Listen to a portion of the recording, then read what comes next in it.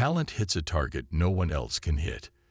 Genius hits a target no one else can see. Compassion is the basis of morality. A man can be himself only so long as he is alone, and if he does not love solitude, he will not love freedom, for it is only when he is alone that he is really free.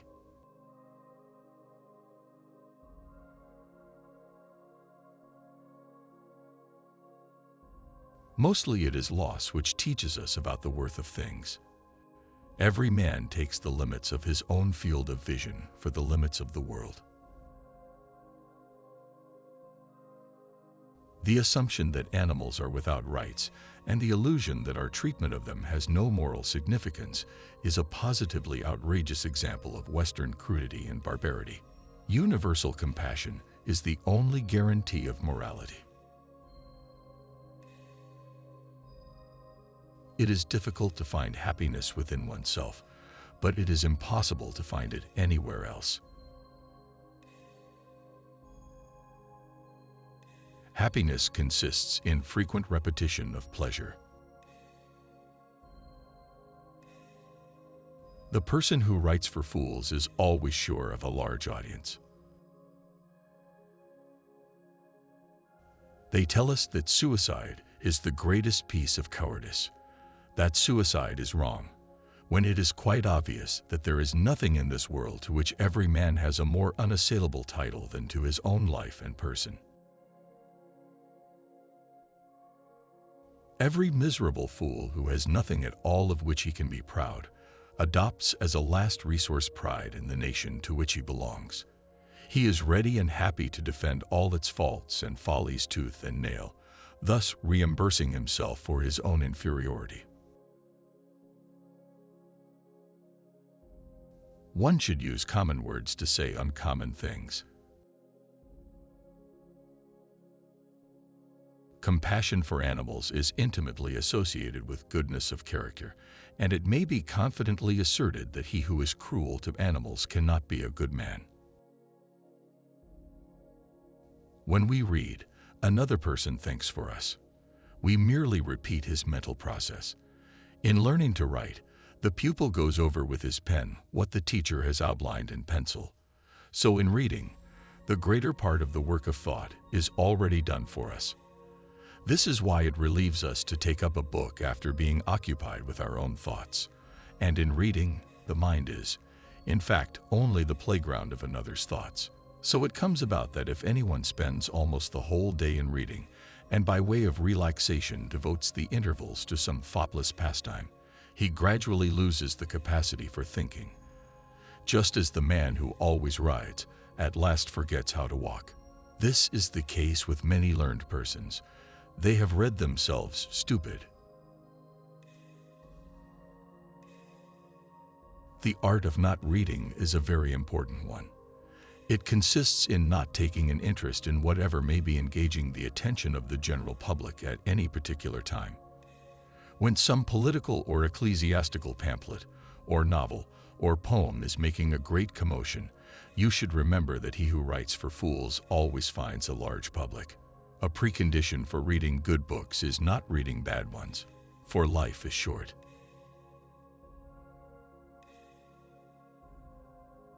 Life is a constant process of dying.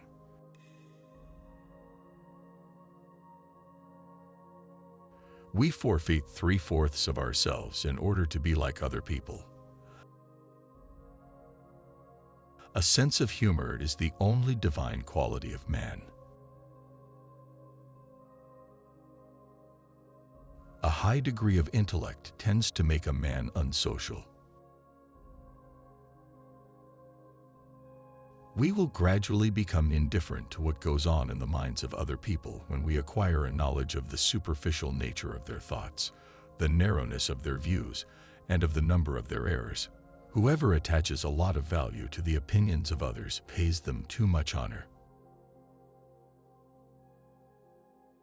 If children were brought into the world by an act of pure reason alone, would the human race continue to exist?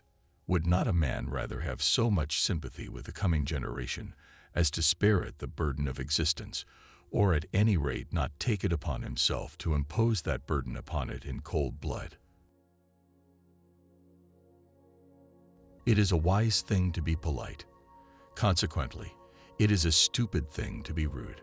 To make enemies by unnecessary and willful incivility is just as insane a proceeding as to set your house on fire.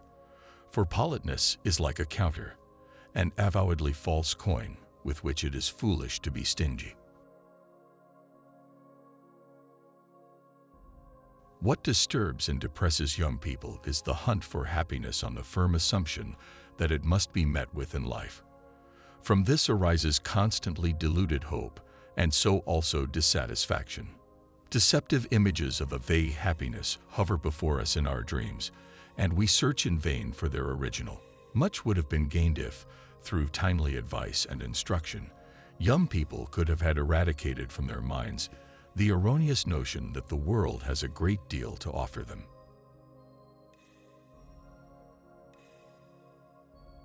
It would be better if there were nothing. Since there is more pain than pleasure on earth, every satisfaction is only transitory, creating new desires and new distresses, and the agony of the devoured animal is always far greater than the pleasure of the devourer. Treat a work of art like a prince. Let it speak to you first. Religion is the masterpiece of the art of animal training, for it trains people as to how they shall think. Great men are like eagles and build their nest on some lofty solitude.